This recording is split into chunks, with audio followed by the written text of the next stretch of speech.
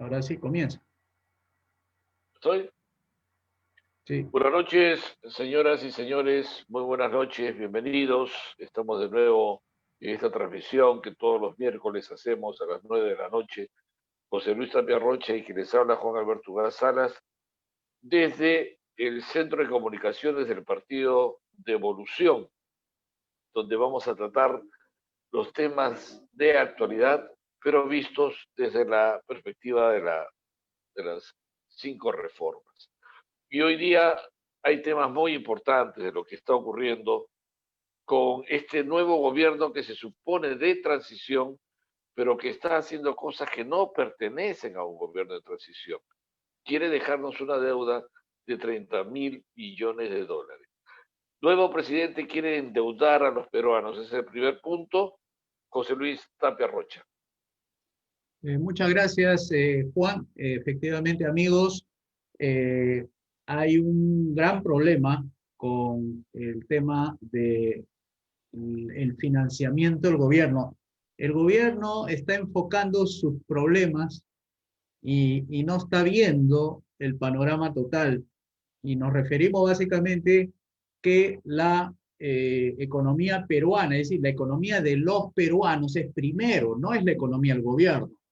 Entonces, está preocupado el presidente Sagasti en cómo llenarle de ingresos al gobierno y está perdiendo perspectivas de la economía de las familias. Y eso es lo que no ve. Y es por eso que se va a ir poco a poco desconectando de las economías de las personas, o sea, su tema. Recuerden que hay una demanda ciudadana porque le arreglen. Fíjense, hay desempleo, hay chicos que han perdido los estudios porque el papá no tiene los, los empleos que antes tenía, no tiene los ingresos. Entonces, la situación económica de las personas es más importante que la economía del gobierno, más importante que la finanza del gobierno. Y eso es algo que no lo está viendo el gobierno de transición. Y es que el presupuesto, fíjense, ha crecido en 3,5%. Es algo increíble, mientras los ingresos de las personas bajan, los empleos los pierden ingresos. Es decir, pierden los estudios los chicos. Los jóvenes se quedan sin trabajo y el gobierno incrementa sus gastos y sus ingresos. Fíjense qué tal desconexión del gobierno con el público. Eso está poniendo de manifiesto, pues, una falta de intermediación política. El señor Sagasti dice que tiene un partido político y lamentablemente el partido político que tiene no conecta con el público porque ¿cómo es posible que en su discurso diga que tenemos que endeudar a los peruanos con 30.000 millones de soles? Eso se refiere más impuestos. Hay digamos, mucho gasto del gobierno que hay que volar. Consultorías, publicidad estatal a los medios de comunicación, un ministerio de la mujer que no sirve para nada, un ministerio de cultura que es prácticamente un lugar para encerrarse los antropólogos, los que se han quedado sin trabajo porque en el sector privado no los van a aceptar porque no tienen utilidad en su trabajo o tendrán poco, pero no es lo suficiente lo que demanda el mercado. Son gastos innecesarios. También hay un dato que ha soltado ayer el INEI, el Instituto Nacional de Estadística e Informática. La producción anualizada de enero, producción nacional me refiero, la producción anualizada de enero hasta septiembre ha caído en menos 14% y sigue mes de septiembre en negativo, o sea, no ha crecido, sino ha decrecido en menos 6%. Entonces, ¿cómo puede el presidente Sagasti decir que le va a faltar 30.000 millones? ¿Acaso está enfocándose en los 30.000 millones que le falta a la gente? No, esos 30.000 millones es para engordar al Estado, es decir, el Estado sigue comiendo de impuestos de la gente y anda preocupado en la finanza del gobierno cuando las finanzas particulares andan en un desequilibrio donde los gastos son mayores a los ingresos. O sea, hay una pérdida de perspectiva, Juan. Además, preocupa mucho que la deuda pública, que estaba en 22% cuando entró Kuczynski, ahora haya subido al 35% con el gobierno de Vizcarra. Y ahora con este anuncio que ha dado el presidente Sagasti, el presidente interino, por cierto, de transición, haya subido a 35%. Y es probable que acabemos el año con 38, algo así como 293.000 millones de soles. Deuda que son impuestos. Entonces yo creo que está viendo mal el panorama económico. El Partido de Evolución la tiene clara. El Partido de Evolución se enfoca en las personas. Su agenda del Partido de Evolución es fijarse en los ingresos de las personas. No es fijarse en cuánto le falta al gobierno primero y luego las personas. Es que nosotros estamos hablando de un gobierno pequeño. O sea, el presupuesto que crece 3.5% es irreal, es insostenible, digamos, es una desproporción con la situación de las personas. ¿Cómo puede ser que a los que gobiernan, o sea, a los que hacen gestión pública, a ellos se les incrementen los ingresos? Como si vivieran en una isla totalmente desconectada del país. O sea, ellos siguen aumentando sus gastos, siguen aumentando sus ingresos y la gente es los únicos que se tienen que ajustarse porque no tiene empleo, tiene que vérselas en la calle, tratando de vender algo por lo menos, y encima el gobierno suelta a sus fuerzas del orden a maltratar a esa gente que se gana el pan diario. O sea, persigue a los comerciantes, persigue a los ambulantes, persigue a los taxistas, sobre todo esa entidad, el ATU, que es una creación socialista de cómo regular, estrangular al servicio de taxi, al servicio de transporte público, que se ha convertido pues en una caja fiscal no sé si llama de gobierno, pero ahí hay como una especie de burocracia que está buscando de dónde sacar a través de las actas de fiscalización que ahora le ponen a por cualquier cosa a los progres, taxistas, colectiveros, para ganar dinero a través de eso. Y eso está, creo que en el artículo 14 de su ley de creación. ¿Cómo puede ser, pues, que sea tan insensible el gobierno? Bueno, nosotros realmente sí sabemos por qué lo hace. Lo que pasa es que estamos llamando la atención a ustedes, lo del público, porque sabemos que ustedes forman opinión sobre lo que estamos conversando, y esto lo tienen que necesariamente conversar con sus familiares, amigos, porque esto no se conversa en los medios de comunicación. O sea, y además tenían digamos, el atrevimiento de hacer que la señorita ministra, ex ministra María Antonieta Alba, siga en el despacho del Ministerio de Economía, si ha dejado las peores cifras y con título de Harvard. O sea, peor todavía. Una señorita que ha estudiado allá en los Estados Unidos para venir a hacer buenas cosas en el Perú, ¿cuáles son las cifras que deja? Desempleo 6 millones, una producción nacional que está a menos 14%, un déficit fiscal que va a ser del 9.2%, o sea, más gasto que ingresos sobre el PBI, y para el 2021 se prevé que sea menos 5%. Un fondo de estabilización fiscal que estaba en 9.000 millones, ahora está a 1 millón. O sea que eso servía para afrontar esos gastos que ahora está pidiendo que le den plata al gobierno. El presidente Sagasti está pidiendo 30.000. De ese fondo de estabilización fiscal pudo haberlo sacado. Bueno, todo eso está ahora en un fondo que se llama del COVID-19. O sea, cuando tenga que poner en su currículum la ex ministra cuáles son los resultados, no solamente poner en su currículum que fue ministra, sino qué resultados logró bajo su gestión. Va a tener que presentar todas las cifras en negativo y cifras malas durante su gestión como ministra.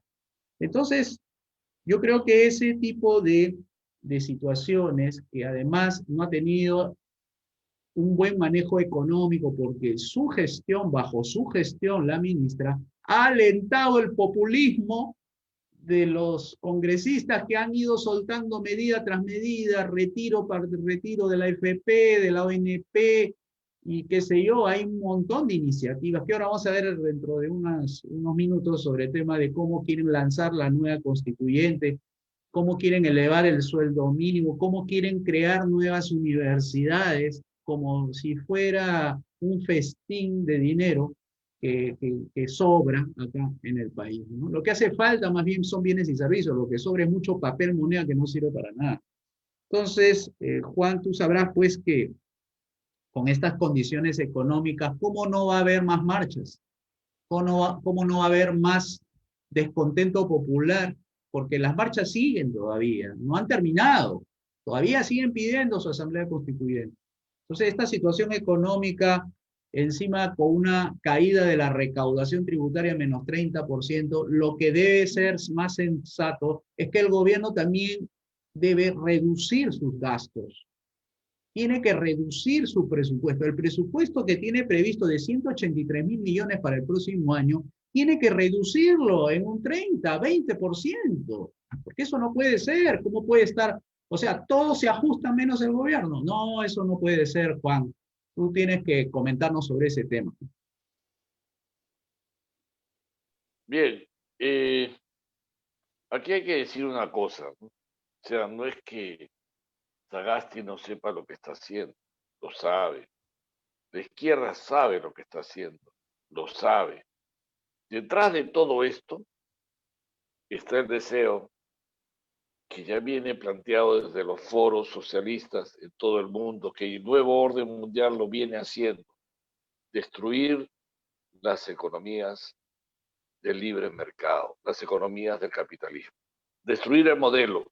Ya hasta el Papa salió a decir, el modelo capitalista ha fracasado, etcétera, etcétera.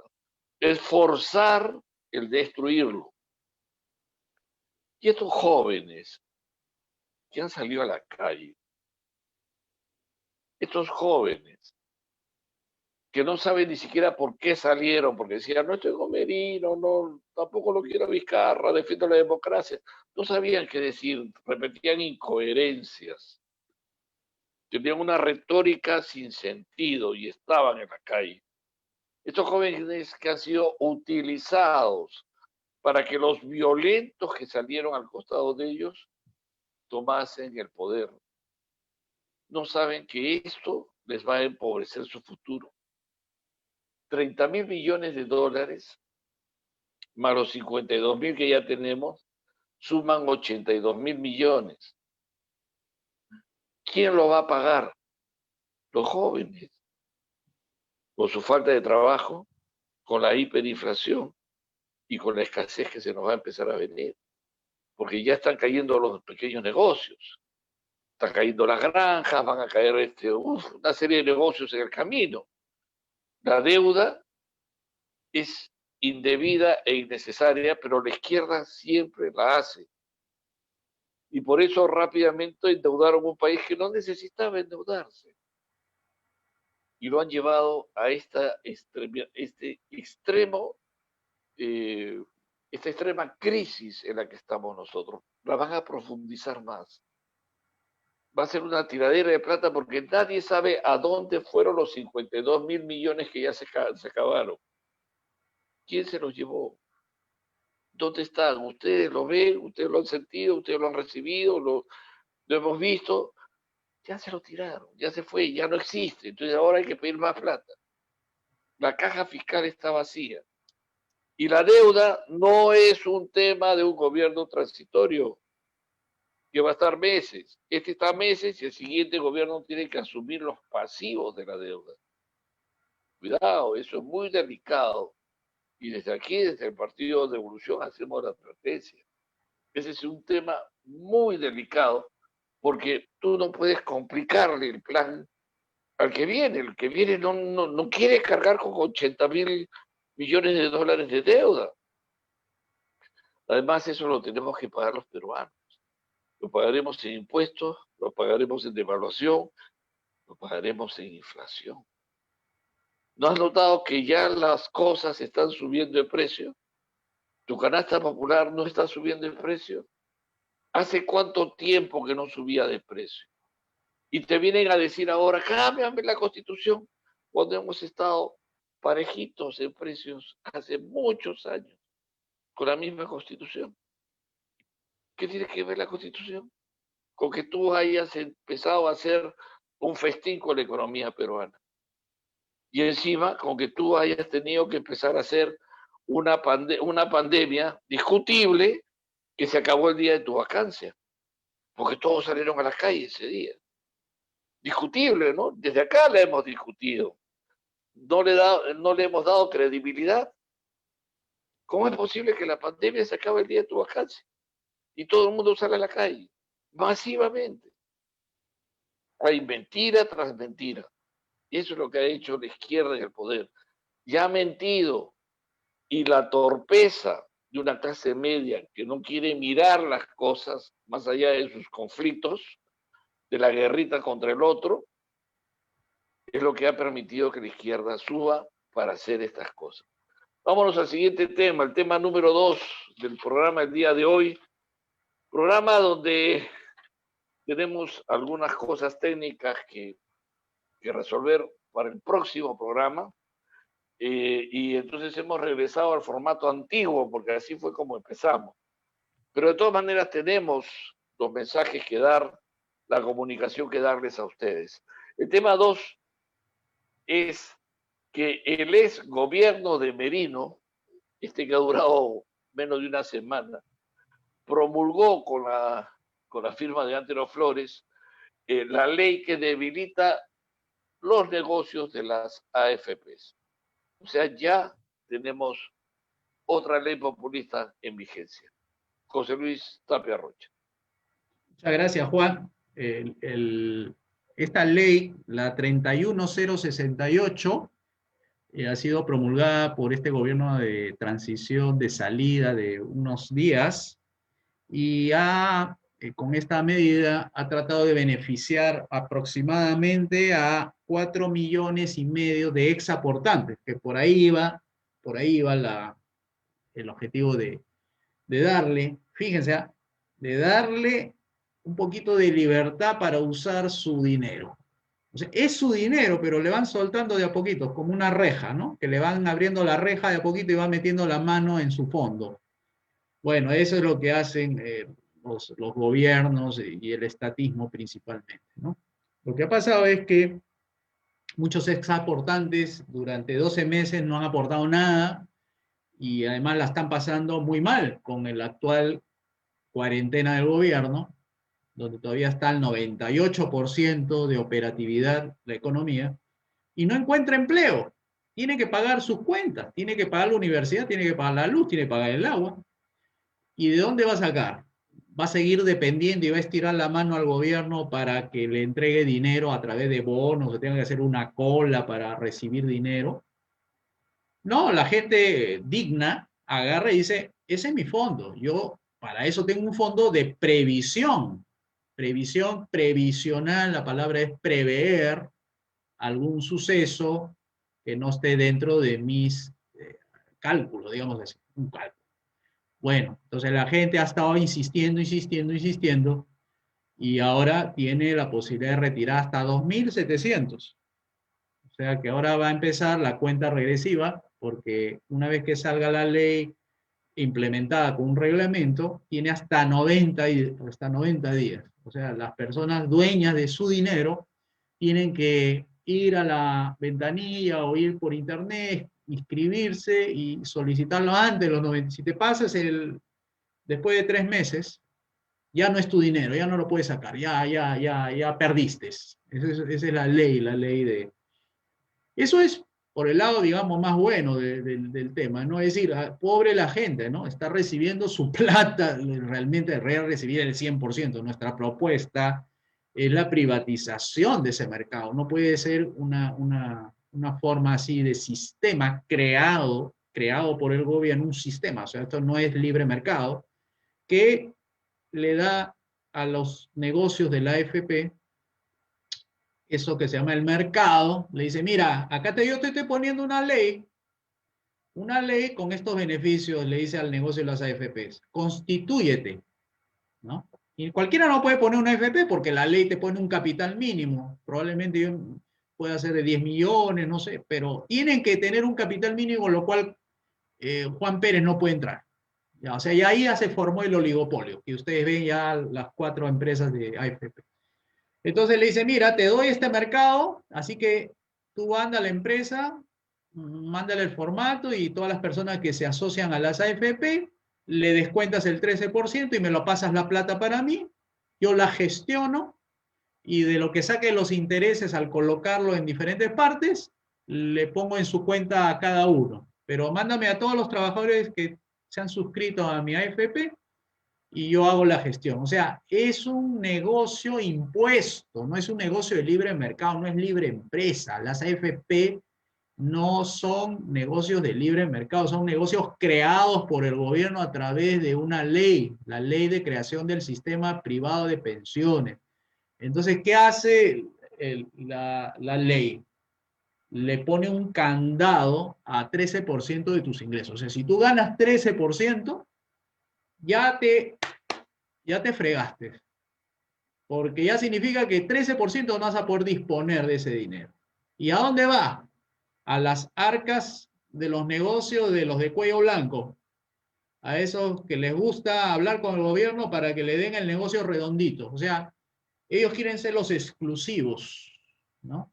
Quieren ser los que no quieren competir, quieren sus ingresos así obligados, o sea que así como el gobierno recibe por impuestos unos dineros que vienen del público sin hacer ningún esfuerzo nada más que a punta de amenazas de la SUNAT. Igual es en el caso de la AFP. La AFP vive de los dineros del público, porque el dinero que circula en la AFP no es un dinero de los dueños, o sea, los accionistas de la AFP. Es el dinero que trabaja, es un dinero del público, que le ha dicho al gobierno, sírvete, mira, mira lo que te estoy dando, mira lo que te estoy regalando. Y ese dinero lo trabaja, y ellos se meten una parte del dinero a través de las comisiones, ¿no? A través de la gestión, porque toda gestión cobra, y la otra parte le dará a las personas a través de sus cuentas individuales. Así que, negocio redondo, pues, porque una empresa normal, bajo libre mercado, sin este sistema, debería estar convenciendo a la gente, usando sus mejores argumentos persuasivos, de que metiendo su dinero en una cuenta de la AFP le va a pagar tanto. Y si tú quieres, acepta, y si no quieres, lo rechazas y te quedas con tu 13%. Y ya. O sea, tú sigues con tus 13% ahí, nadie te lo toca, es tuyo. Y las AFP lo que han conseguido bajo esta derecha falsa es venderle la idea al gobierno de que ellos pueden gestionar mejor su dinero que los propios dueños del dinero, es decir, los trabajadores. Así le han vendido la idea a la gente y la gente sonsa se ha dejado. Cuando en un libre mercado, la gente que quiere ahorrar lo hace por su propia voluntad. Y fíjense, miren cómo están padeciendo. Yo no sé cómo es posible que todavía crean las AFP, porque así como las AFP tienen este problema de que necesita de una obligación para que la gente dé a la fuerza, porque no son capaces de persuadir las AFP, igual la ONP es otro robo legalizado, porque igual así le descuentan la ONP a las personas. O sea, la gente que no le gusta la AFP, no me da miedo las AFP, se van a la ONP creyendo que es la salvación.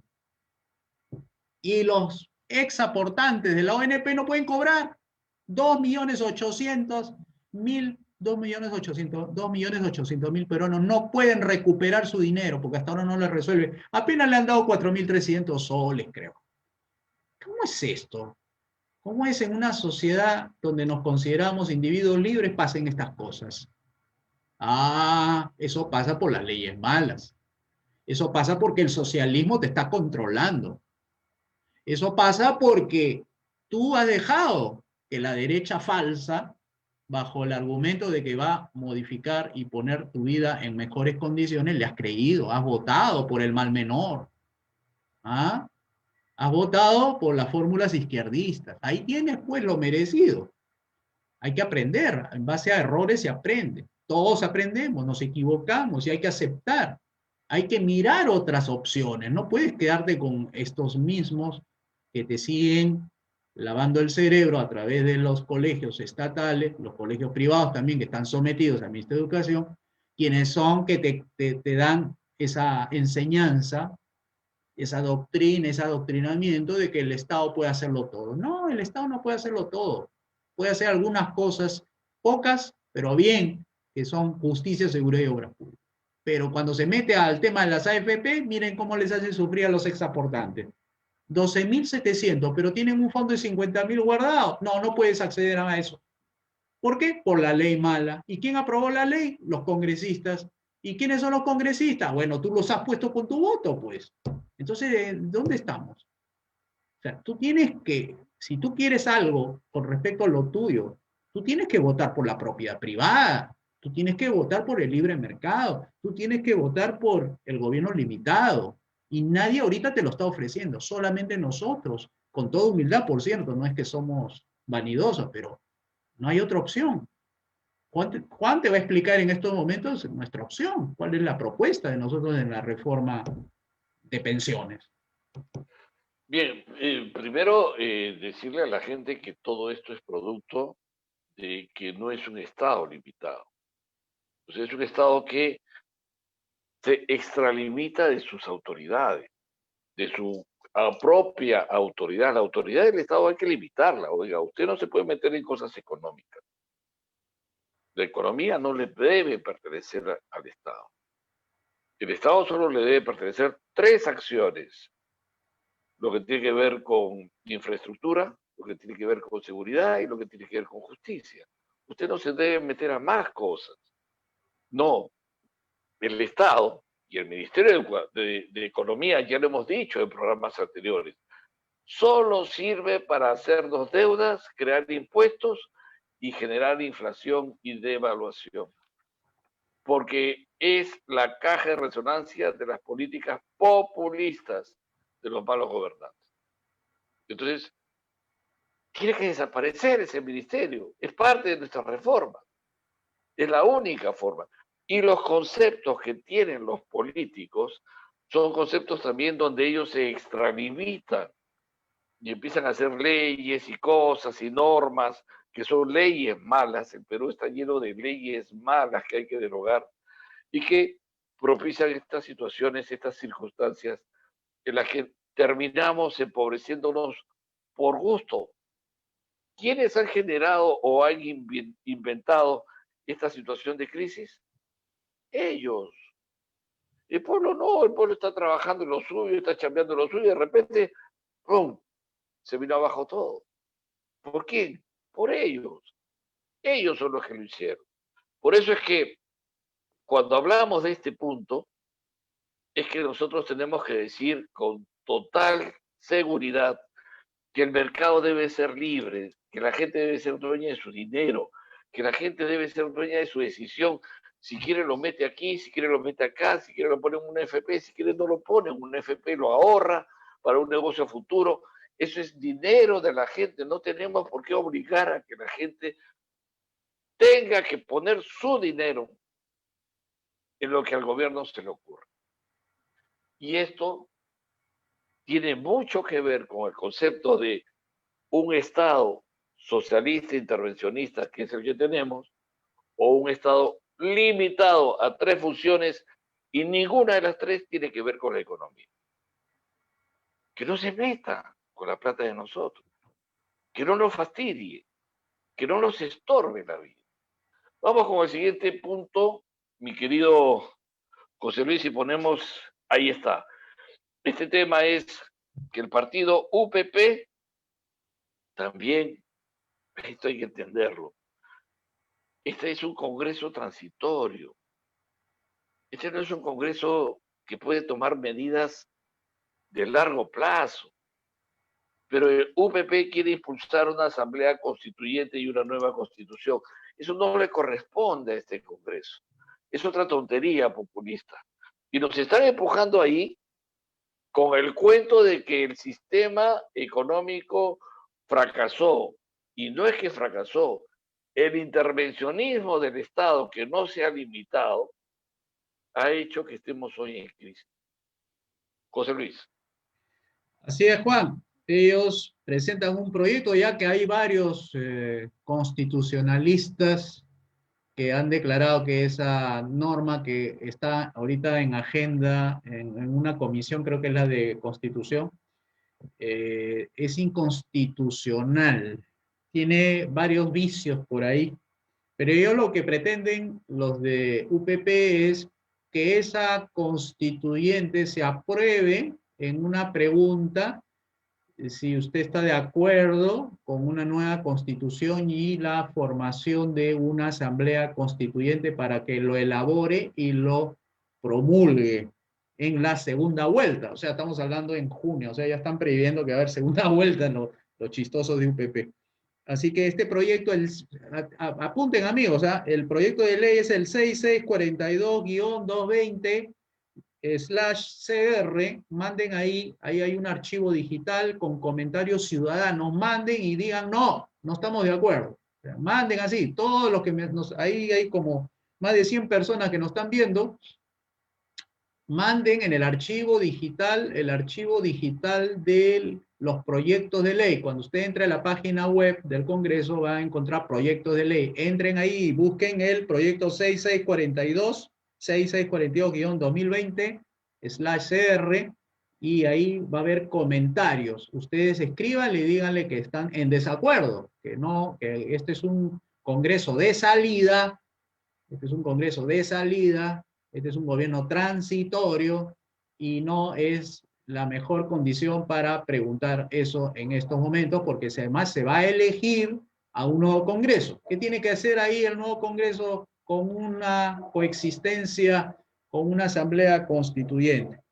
Además, lo único que procede es hacer reformas constitucionales, no hacer una nueva constitución. La constitución misma no prevé que se modifique totalmente, sino parcialmente.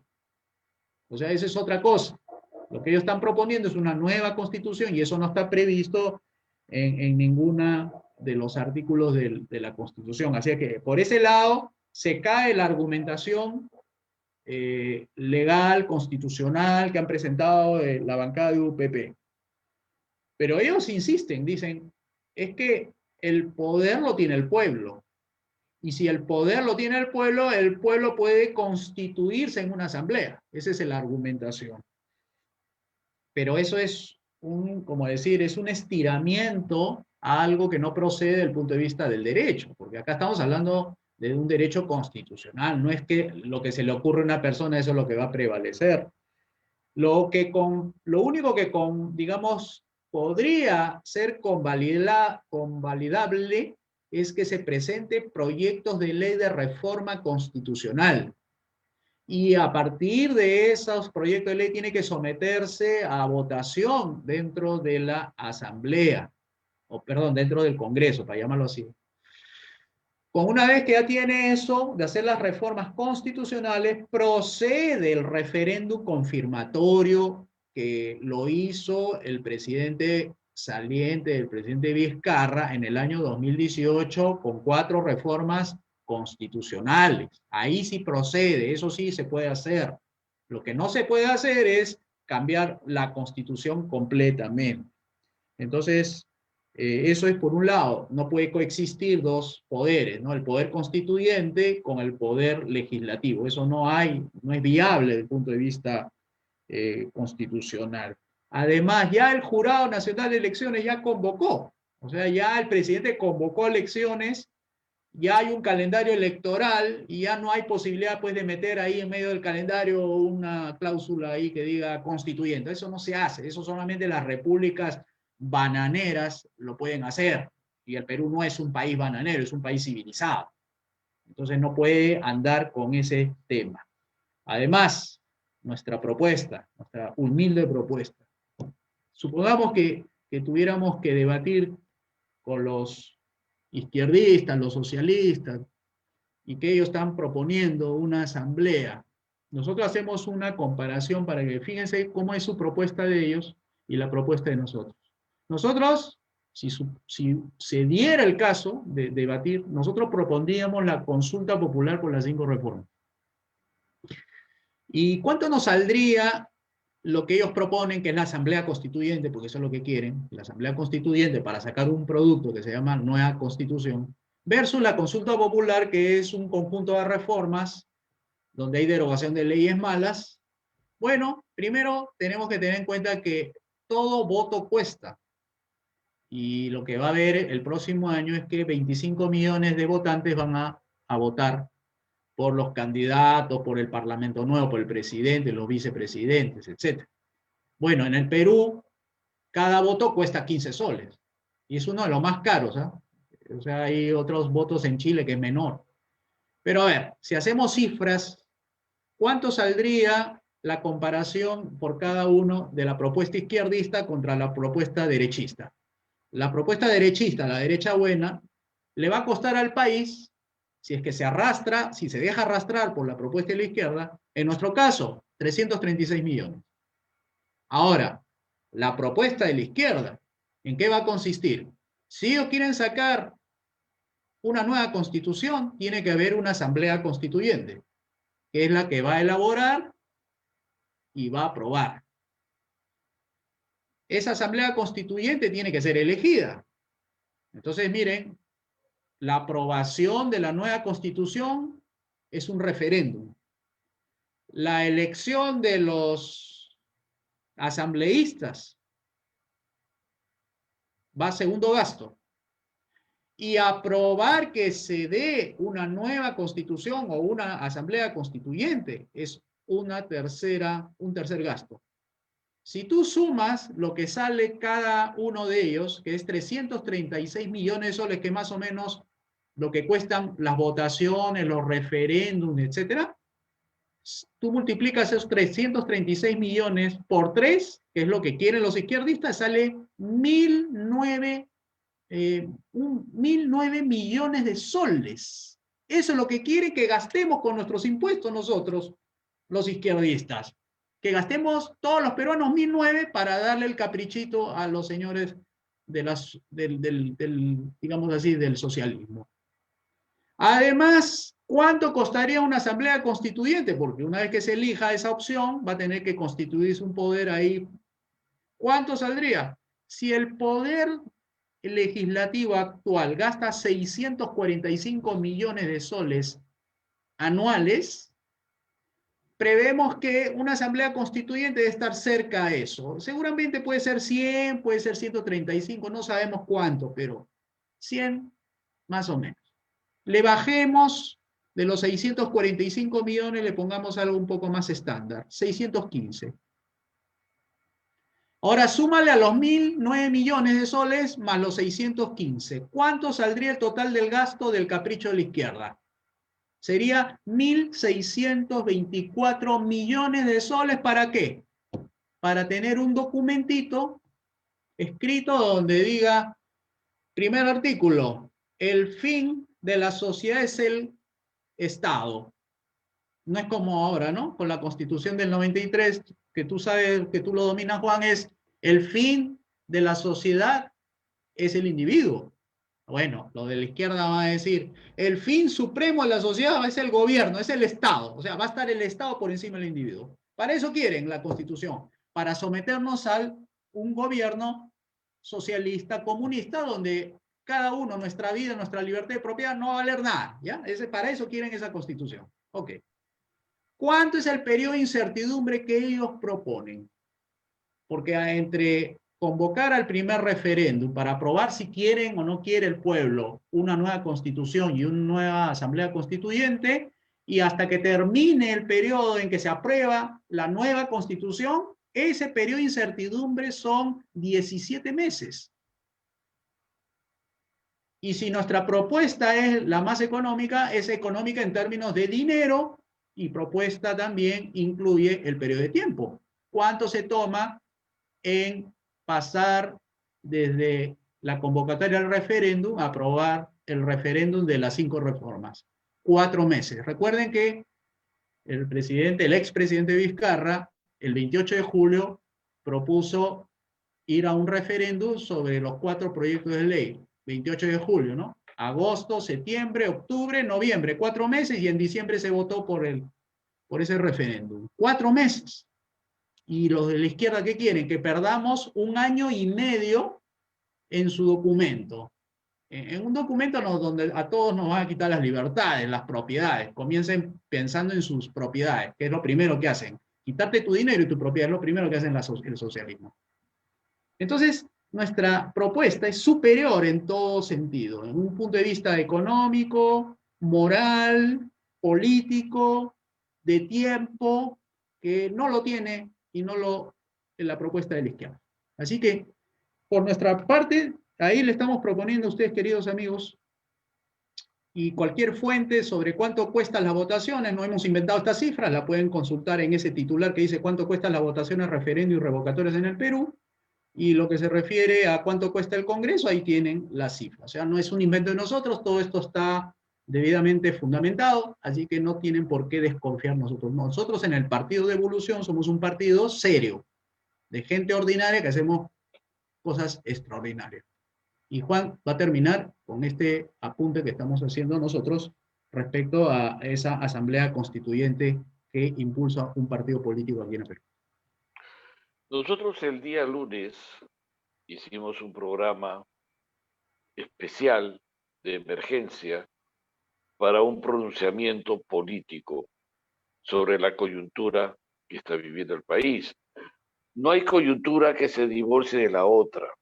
Esta viene encadenada a la crisis que hemos vivido en los últimos días y esa crisis viene encadenada a lo que viene desde atrás. O sea, todo en política es un continuismo de circunstancias, de caminos políticos. Entonces, lo que tenemos que ver aquí es que la izquierda desde hace tiempo, fomentando una división entre nosotros, los anticomunistas, de aquí y de allá, porque los vargallosistas se supone que son anticomunistas y los fujimoristas se supone que son anticomunistas, pero están en guerra y esa guerra, esa división, ha permitido que la izquierda avance y tome hoy el poder. Bueno, en ese camino la izquierda lo que quiere es destruir el modelo. Y destruir el modelo es lo que a ella le beneficia, porque solo los parásitos de la izquierda, subidos en el poder, viven como grandes monarcas. Eso es lo único que les interesa, porque es un modelo que no sirve para nada. Es el peor modelo de la explotación del hombre y por el hombre. Por eso tenemos que atar esto con lo otro que nosotros venimos diciendo. Primero vámonos al nulo. Hay que anular este proceso. Hay que vencer a los vientres de alquiler que la izquierda ha creado con una ley que permite que a partir de allí la izquierda se suba al poder. Y se sube al poder con estos vientres de alquiler que esta ley ha hecho factible que exista. Entonces viene cualquier oportunista y dice, quiero un vientre de alquiler, muy bien, pero tienes que ir con mi gente. Y la izquierda va aquí, va acá, va acá, va allá, va en todos lados. ¿Alguna vez cuando fuiste a votar, viste tú el símbolo de la hoz y el martillo? Lo encontraste en la cédula de votación. Y entonces, ¿cómo llegaron los comunistas al Parlamento? Llegaron por los vientres de alquiler, ellos son los dueños de los vientres de alquiler. Entonces lo que tenemos que hacer es el nulo con el discurso de abajo la ley de partidos, que no exista ley de partidos y que podamos competir todo lo que queramos en estas elecciones. Y a partir de allí, ir con el discurso de las 5 reformas. Ese es un camino. El otro camino es llevar el debate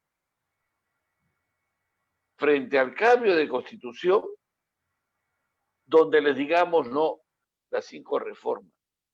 La constitución está bien, lo que faltaron fueron las 5 reformas que no se hicieron, pero la constitución está bien. Incluso en la constitución hay un capítulo que nosotros sí lo modificaríamos. En vez de que diga, es una economía social de mercado, debe decir, es una economía de libre mercado. Y creo que por ahí hay otros más. Pero después no la tocaríamos más. Y lo que sí haríamos es las 5 reformas que faltan, porque el Estado se quedó allí. Esto viene desde Velasco. Si esto fracasa es porque están las leyes malas que vienen desde allá. Si esto fracasa es porque ustedes han impulsado otras leyes malas también. Y entonces, esto es producto no de la Constitución, no del modelo que existe solo en la informalidad, que todavía se le reprime del libre mercado, que la gente quiere hacer actividades y que indudablemente el Estado no permite que surja un emprendedor, reprime a un emprendedor, lo castiga al emprendedor. Y, y eso es lo que nosotros debemos evitar que ocurra, que la izquierda diga que el modelo fracasó. Lo que debemos decir en el debate es que al modelo la izquierda le ha metido zancadilla. Y ese es el discurso nuestro. La izquierda le ha metido zancadilla. Y la única forma de evitar que haga zancadillas es haciéndole la gran zancadilla, derogando la ley de partidos. La izquierda ya no va a poder impedir que entren otros a entrar a competir. Y ahí entramos nosotros con ustedes, porque con ustedes vamos a ganar ese proceso electoral. Vamos al siguiente punto, José Luis. Estamos en el último cuarto de hora del programa y, por supuesto, invitándolos a ustedes a que ingresen a nuestra página devolución.pe, en la web, y allí hay un libro importante. Tienen que leer, muchachos. Ese libro se llama Las leyes malas, escrito por Alberto Mansuetti, el mejor politólogo hoy en el mundo latinoamericano. Ese libro es importante. Ahí está el PDF. Bájenlo, es gratuito, se lo regalamos, léanlo, imprímanlo, aníllenlo, subrayenlo, compártanlo con los amigos, discútanlo con los amigos. Y si quieren, háganos consultas, preguntas, nosotros estamos dispuestos a hablar con ustedes y a mandarles videos y charlas del propio Mansuetti que nos va a capacitar para entender mejor las cosas. Vamos con el último punto de esta noche, que es que nuestra economía no se está reactivando. Para reactivar hay que hacer las 5 reformas. No hay otra salida. Esto va a seguir así, muchachos, hasta que no acabemos con el tema del referéndum o consulta popular por las 5 reformas o el voto nulo para que nosotros vayamos en competencia electoral. O sea, esto no va a acabar si no hacemos una gran modificación política, porque políticamente estamos avanzando hacia donde el socialismo quiere. Y hoy día hay una juventud de clase media que cree que todo está pero excelente, están celebrando porque el gobierno actual ha tomado el poder y a ellos, o sea, los más jóvenes, es a quienes les va a costar esta nueva deuda que va a ser durísima para la economía peruana. Ya las cosas están costando más. La economía no se reactiva. Cuarto tema, José Luis Tapia Rocha. La economía no se reactiva porque se equivocaron en la política económica. Se equivocaron, creyeron que era por el lado de la demanda. Y le ha dado una gran lección la realidad del mercado. Porque han enfocado mal la política. Porque son keynesianos. Keynesiano viene de la palabra Keynes. ¿Quién es Keynes? Un economista por ahí, por el siglo XX, comienzos en la década del 30, que sacó un libro que se llama La teoría general de la ocupación, el interés y el dinero. Y le decía a todos los políticos de ese entonces, la economía capitalista necesita un empujoncito. Y ese empujoncito es por el lado del gobierno, porque antes de que apareciera ese libro, las economías propiamente tenían su mecanismo de reactivación propia, ¿no? La oferta y la demanda. Cuando baja la oferta, baja la demanda, o cuando sube la demanda, sube la oferta. Y los desequilibrios son temporales, son por momentos, ¿no? Como todo ciclo económico, es decir, la economía tiene su momento que sube, tiene su momento que baja, pero Keynes, que tenía también una influencia marxista, tenía una visión clásica de la economía, al estilo David Ricardo. Claro, que tenía un poco también influencia de Adam Smith, lo admiraba mucho, pero formuló una teoría donde dice que la demanda crea su propia oferta, o que el dinero, que es el equilibrador, así lo puso así, es la variable gasto de gobierno. O sea, la palabra gasto del gobierno está dentro de la ecuación macroeconómica. Cualquier economista sabe que una ecuación macroeconómica sin intervención del gobierno simplemente sería gasto de la familia, o sea, consumo, gasto de las empresas, inversión, más exportaciones, menos importaciones. Esa sería una economía de libre mercado. ¿Qué hizo Keynes? Y ahí le dio el gran pretexto a los políticos para que tuvieran el argumento ahí técnico y además académico. De decirle, miren, los políticos no hemos inventado esto, el que lo ha inventado es el señor Keynes. Y el señor Keynes, es, además de economista, es un inversor de bolsa. O sea, sabe, conoce. Así que no nos echen la culpa de que utilicemos el gasto del gobierno, que es el equilibrador natural de la economía, como el solucionador cuando tú tienes un problema como el que pasó en Estados Unidos en el año 29 y luego en el año 33. El asunto es que Keynes le dio el argumento perfecto para hacer crecer a los gobiernos mediante el gasto.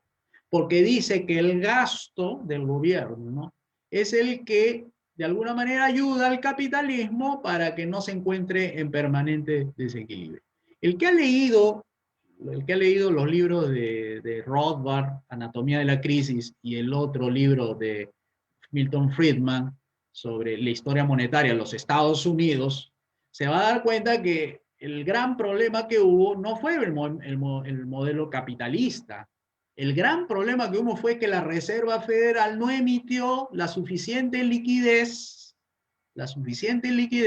para acompañar a los bancos en los préstamos bajo este modelo que ya que ustedes conocen de que el banco de ahorro se convierte en banco de inversión y que a la vez utiliza moneda fiduciaria que es alimentado como prestamista de último recurso la Reserva Federal. En ese modelo dijo que necesitaba el capitalismo de una ayuda. Y eso los monetaristas, y en este caso los austriacos, coincidieron que el gran problema fue que no inyectó en su debido momento el dinero correspondiente a los bancos. Entonces los bancos no pudieron prestar, subieron las altas tasas de interés, no pudieron cobrar en las ventas por el problema de la crisis financiera y ¡pum!, se desplomó a las empresas y se jaló a la mitad de los bancos de Estados Unidos y generó 1 millón de desempleados en Estados Unidos. Esa es la historia del Perú, perdón, de Estados Unidos. Ese ejemplo, el mismo Keynes dice, si mis discípulos me hubieran leído bien, nunca hubiera recomendado que este programa de emergencia, porque así lo llamó después Franklin Delano Roosevelt en su New Deal, que era momentáneo, no era para hacer política, sino para hacer programa, que es diferente. Política es un lineamiento de gobierno, pero otra cosa es programa, que es temporal, como decimos nosotros, el programa de las 5 reformas. Bueno, eso fue copiado por países como el de nosotros para instituir el gasto del gobierno como un factor clave en el crecimiento económico. Y esa es la gran equivocación que han tenido en estos momentos el gobierno saliente de Vizcarra, en parte Merino y ahora el señor Sagasti, el nuevo presidente, para inculcarles a la gente de que hay que entregar dinero, o sea, hay que gastar, hay que hacer que haya reactivación por el lado del gobierno para salvarnos de la desastre. Eso es una equivocación. ¿Saben por qué? No porque lo diga yo, porque ya lo han dicho varios economistas importantes. Arthur Laffer, un economista que ha sido hace poco premiado por el presidente Trump, y además la propia escuela de la oferta, la Supply Side Economics, ha dicho de que ahora se ha reconocido que el gasto intermedio empresarial, es decir, el gasto de las empresas, es superior al gasto de las familias. No es como ahora, que mantienen todavía en los libros de macroeconomía, que el gasto de la familia es mayor que el gasto de las empresas. Y es que el Producto Bruto Interno, que es el medidor natural del bienestar, no te informa del todo acerca de la realidad del verdadero gasto que impulsa el crecimiento económico. En resumida cuenta, el gasto que impulsa el crecimiento económico es el gasto de las empresas, llamada gasto bruto. En inglés es gross, gross product o gross domestic product. O sea, es el producto bruto, no el producto bruto interno, sino el valor agregado, es decir, los pagos que realizan las empresas. Es decir, ¿cuáles son los pagos? Pago en mano de obra, pago en insumos, pago en capital. Esos pagos no están en el PBI, porque el PBI lo descuenta. Solamente ¿qué considera? Considera el gasto final de la familia, del gobierno y de las empresas. Y lo que nosotros estamos sosteniendo es que el gobierno se ha equivocado al creer que la demanda impulsa la oferta. Es al revés, es la oferta impulsa la demanda. Y ese es el gross product, o sea, el gasto de las empresas, que viene a ser más del 52%. Hace 3 años atrás, la National Bureau, o sea, la oficina, como decir, el INEI de Estados Unidos, ya agregó como variable de medición al Producto Bruto para contabilizar los gastos que realiza la empresa. Y ahí modificas completamente la política económica. Porque ya no es la política económica que nos vienen acostumbrando los gobiernos de que tienen que gastar o que tienen que entregar bonos a las personas para que active la economía. Ese modelo ha fracasado, acá está la evidencia. El crecimiento acumulado que hay entre enero y septiembre de ese año es menos 14%, menos 14%. Con los bonos que le han dado a las personas para que gasten, no ha tenido el impacto porque en septiembre sigue creciendo, o sea, no crece la economía si no se mantiene en menos 6,96%. El mes pasado, o sea, el mes de antes de septiembre, sea en agosto, menos 9%, o sea, sigue en negativo porque está mal enfocado la política económica. Se ha equivocado el gobierno y todos los gobiernos anteriores pensando que el gobierno es la solución para nuestros problemas. No, la solución es la inversión privada, la solución es la empresa privada, no son las familias reciben ingresos que son o provienen de la empresa privada. Si no hay inversión, no hay producción, y si no hay producción, no hay empleo, y si no hay empleo, no hay ingresos. Esa es la gran equivocación de la ministra que cerró su gestión con todo en negativo por ser keynesiana, por haber aprendido muy bien los libros manuales de Samuelson, de Keynes y de todos los economistas que ya les enseñan la matriz insumo-producto. O los libros clásicos que utilizan la macroeconomía para enseñar eso. No, la verdadera y la realidad tal como nos enseña es que el gasto empresarial es mayor que el gasto de la familia. Y ese enfoque cambia completamente la política económica. Así es, Juan, ya podemos ir despidiéndonos. Sí, ya estamos casi al final del programa. Solo lamentablemente decir que se viene una gran crisis política y económica. Hoy debimos estar entrando al segundo mundo y hemos retrocedido otra vez a las profundidades del tercer mundo. La guerra idiota entre vargallosistas y fujimoristas, estos pleitos, han permitido en el divide y vencerás que el comunismo avance hasta donde está.